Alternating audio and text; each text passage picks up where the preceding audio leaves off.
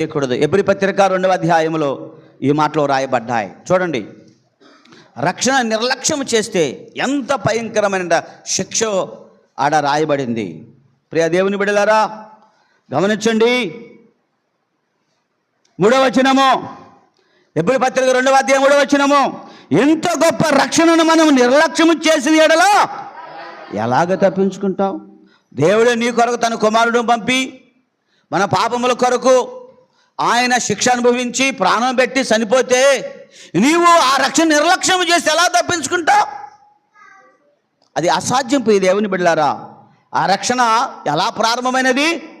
అట్టి రక్షణ ప్రభు బోధించుడు చేత ఆరంభమై యేసయ్య బోధించాడు. మానవుడిగా పుట్టి పరిశుద్ధుడిగా జీవించి ఆయన దేవుని యొక్క వాక్యమును బోధించాడు.